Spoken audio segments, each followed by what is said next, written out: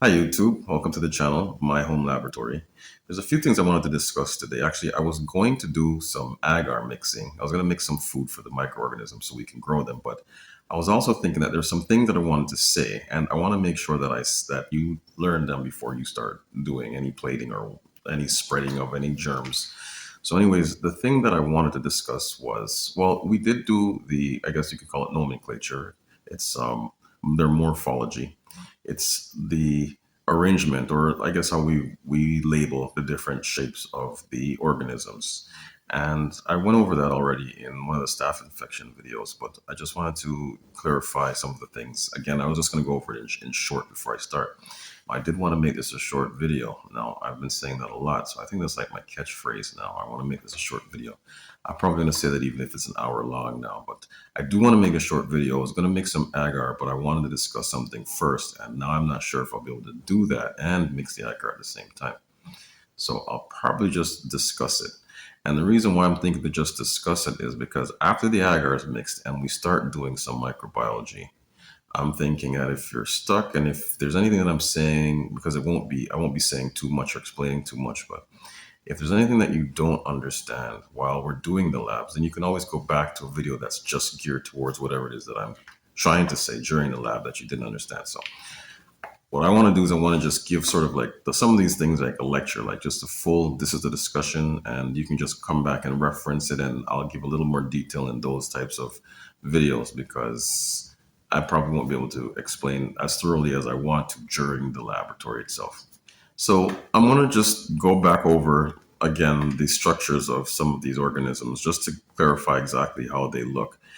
And then I want to get into something called serial dilution. Now, the thing with serial, when we have a bunch of organisms in wherever, because it could be food, a lot of the times we want to know how many organisms we have in the food and we want to know what types of organisms. That's very important because it's okay for food to have a little bit, although we still want them to be virtually none. But as long as they're within a certain amount, they're in a certain limit, we're still okay with it. The way we do that is we count them. And the thing is, sometimes they're either too much to count or too little to count. So we sort of put them in a range that's countable. One of the methods that we use is serial dilution.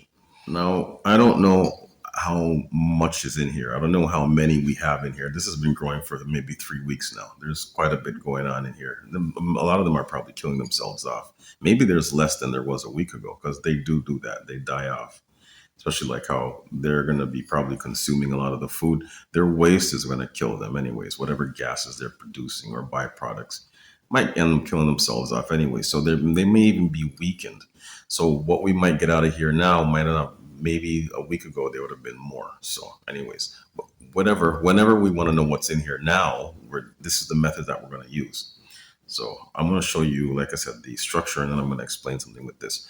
So what we normally do, there's something called serial dilution. There's something called pour plate. There's spread plates. There's all kinds of different methods in which we use to figure out how much is in here.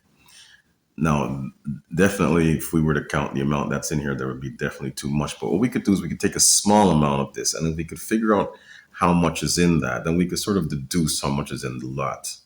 And that's what serial dilution is. And so I'm going to kind of show you exactly how that works because that's one of the things that we want to do. I don't know if that'll be the first thing because we're not going to be using the broth. We're going to be using the agar plates after they're mixed. So what I'm thinking is maybe I'd end up doing a spread plate. And maybe I'll even show you what the spread plate is before we get into that.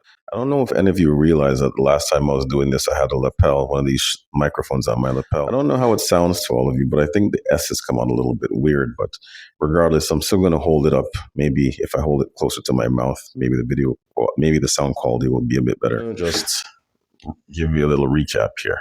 We have bacteria. There's different types of bacteria. So there's going to be the round ones, the rod shaped ones, and then there's going to be spirals. Okay. These ones are called coccus or cocci. These ones are called bacillus or bacilli. And these are spirilla. But those are the three different types. These are round, these are shaped like a rod, and these are like corkscrew shape. If they're In a strip, we call this strep, of course. If they're in a strip, we call it strep. If they're in a bunch, we call it staph. So this would be, well, I shouldn't do this because this looks like it's one cell, but it's not. So I shouldn't do that. So this would be called staph because it's in a bunch. And this would be called strep. Okay, so the same thing here and then the same thing here. All right. So it would be strep, strep, staph, staph, staph. So when they're in a bunch, they're staph. When they're in a strip, they're strep.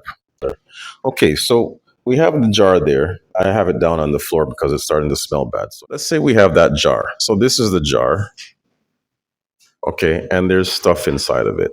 We don't know how much stuff is in there. Now, we want to do two things. We want to know what's in there, and we want to know how much of whatever is in there. Okay? So we want to know what and we want to know how much. Now, we could do one or the other. Now, I would prefer to figure out the what's and then treat each what separately. And there's a way we would do that. So what we would do is with the what we could do is we can get different plates. Okay? And of course, you don't know really exactly what all this is yet, but there would be different types of stuff in the different types of plates. And what those different stuffs would do is whatever is in here, some would want to grow here, some will want to grow here, and some will want to grow here. So what we'll do is we'd end up having plates because this would be, would be like this. This would be this kind of thing, and then this would be like this. So they'd all have different stuff in there, okay? And so some of the stuff in here likes this, and they'll die in each of those, or just not grow properly. Some will be in here and they won't grow in the others, and some will be in here and they won't grow in others. That's what we would do. So we would have purer stuff is what we would say. It would be, I guess it's not really pure.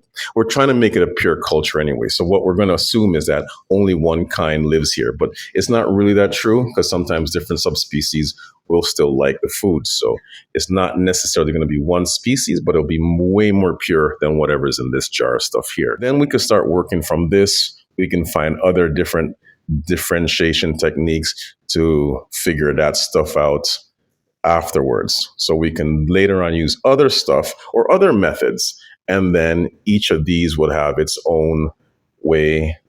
We would start figuring different things out. So we sort of keep narrowing it down. That's the plating method. And then there's other things that we can do. There's also broths that we can use as well. So just imagine that, but with the broth. So we would do the same thing, but with tubes, okay? And then imagine three tubes, three tubes, three tubes. And then we keep getting more definitive each time. When I'm doing the lab with you, at least like I might not have the time to stop and figure this out with you. So, but then at least you'll be able to come back and reference this video, hopefully. Okay, so this is one way to get the what. So now there's a how much. So the how much is what I want to explain in this video, okay? Give me a second.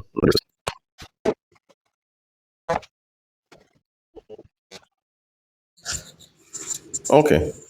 Okay, I'm back. So here we're going to draw this line again. So now we're on to how much. What we can do is we can put a certain amount what we can do is we can put a certain amount inside of here. So let's just say we're going to put 10 milliliters, okay, inside here. So there's 10 milliliters in here. What we could do is we could take out a certain amount, which let's say we're going to take out 1 milliliter. So we're going to take out 1 milliliter and put into 9 milliliters. So we're going to end up with 10 milliliters, and 1/10 of this is what was in here. As you can see, there's 10 milliliters in here, and 1/10, you might have to go back to doing division and fractions if this is a little bit too much. So we're going to put 1 milliliter in here, and there's 9 milliliters sitting in here waiting. And as soon as we add that 1 to the 9, we end up with 10. So this is going to be 1/10 of what was in here. And then we're going to do the same thing again. We'll take 1 milliliter out, and we're going to put it into 9 milliliters of what's in here. And again, we're going to have 9 milliliters of what was in here, and then, or sorry, 9 milliliters of, say, water, my apologies, and then 1 milliliter of what was in here. We're taking 1/10 and putting it in here. This, we keep diluting it, and we call this a serial dilution. So we're making a serial dilution. So the thing is, and we can go on forever. So this would have, say, X amount, and this would be, I realize I did so many. This would be 1/10. This here would be 1/100th of X. And then this would be 1,000th. Okay. So this would be the original amount, X. This would be 1/10 of X. This would be 100th of X. And then this would be 1,000th of X. So, sorry, to say this again, if we found 1 in here, then we would have 1,000 in this original amount. So this is the 1/10, this is 1/10, and this here is 1/10. So now this mixture would be 1/10 of 1/10 of 1/10. So this is 1/10 of the original, this is 1/10 of this 1/10, and then that's 1/10 of this 1/10. So 1/10 of X would give you 1/10, and then 1/10 of this would give you 100th, and then 1/10 of that would give you 1,000, and this is what it would be. So we're just multiplying them together. So 1/10 of 1/10 of 1/10. This ends up being 1/10 of this, and this ends up being 1/10 of this, and this ends up being 1/10 of this. 1/10 of 1,000 is 100. 10 hundredths makes 1,000. If you were to pour this out on the table right now, you would end up seeing 100. Because it's 1/10 of this. So this is 1/10 of this. So assuming there was 1,000 in here, then there would be 1/10 would be 100 from inside here. So you would see 100 because 100 is 1/10 of 1,000. And then if you were to take this and pour it on the table and count, you would see 10 because 10 is 1/10 of 100. And then if you were to pour this on the table, then you would see 1 because 1 is 1/10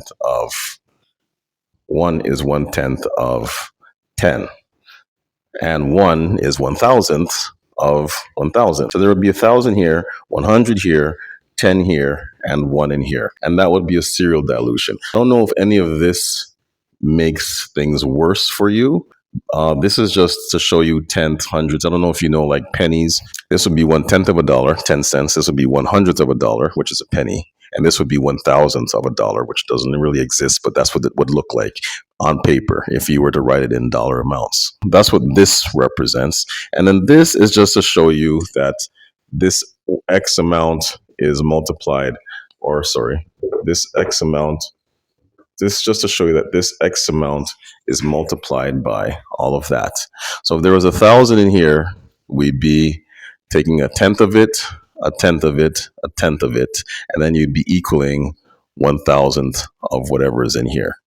So maybe this math is screwing you up. I'm not too sure. If it is, leave a comment. Let me know because I don't want it to be more confusing for you. Maybe what I could do is I could just remove this and then come back to you just so you can see this alone and get this top part out of the way. Multiplying with fractions, multiplying with decimals, and this would just be what it would actually look like. This is just explaining why we're doing it.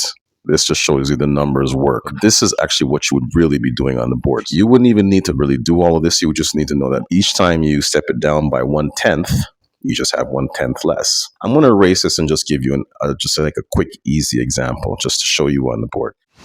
Okay, let's just assume we had 3,000. Okay, so we have a jar or whatever, and there's 3,000 stuffs inside here. And we cut it into 10 pieces. 2, 3, 4, 5, 6, 7, 8, 9, 10. Okay, and we just take one of those pieces and we put it inside of a jar with 1, 2, 3, 4, 5, 6, 7, 8, 9. And this is the 10th one right here. Okay, so now this whole thing was whatever, but we took 1/10 and we put it in here. So now this is 1/10 of 3,000. So you would have 300 in here. Okay, And then if we took this out and put it into another one with 9, 2, 3, 4, 5, 6, 7, 8, 9, and we added it to this, then this would be 30. So when you count, you would see 30 because what you did was you step this down by 1/10 because this is like water. This would be water. So you just have just whatever's a tenth of this, which each of these would be 300. So there's 300, there's 10 300s in here. You just took out one of those 300s and put it in here. So there's only 300 in here. No matter how big, how much water you want to put in here, there's only 300 in here. But the reason why we want to do it in 9 milliliters of water and 1 milliliter of the stuff from here is because we want to have a number of 10 milliliters so that we can say that throughout this, there's now going to be 30 in each.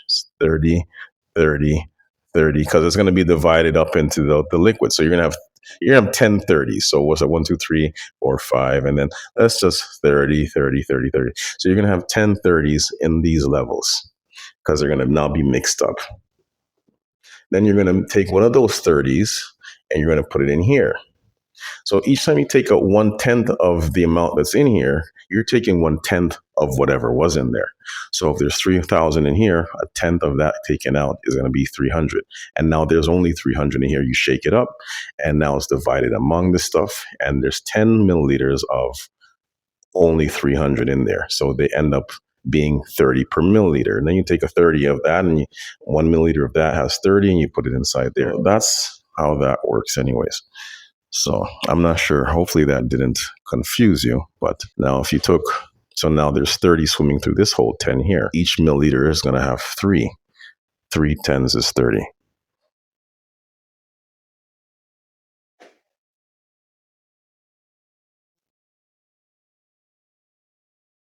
So this is what we call serial dilution. I'll go over it again, of course, but because there's so much to it. Well, there's not so much, but I mean, you see what I just did. Wouldn't want to be doing that in the middle of doing all of this diluting. So I might go over it really quickly while we're doing the dilution, and then you can always come back and reference it. Hopefully, this is less confusing than trying to explain it to you in the middle of doing it. Well, that concludes another session. I still have this lapel mic because I wanted to compare the difference between the mic on the camera and this lapel mic. If any of those explanations were confusing for you, please leave a comment in the comment section and I will get back to you. One thing that I didn't mention throughout the video is that this system is for the living cells because the dead cells will not grow for us to be able to count them because I didn't show you that part, but what we would do after doing the serial dilution is we would plate them. So whatever the dilution is, however many organisms we count, we would just scale it back up depending on how much we diluted that sample. We would just multiply it back up. So just as an example, if we diluted it 1,000 times and when we plate it, we count 5 organisms on the plate, we would know that it is scaled down and that we're to multiply back up by 1,000. Well, again, that concludes the session. And if anything was troubling you, please let me know in the comment section. Thank you very much for watching. Please do like and subscribe to help keep our channel growing and to keep positive content on the internet. Thank you again.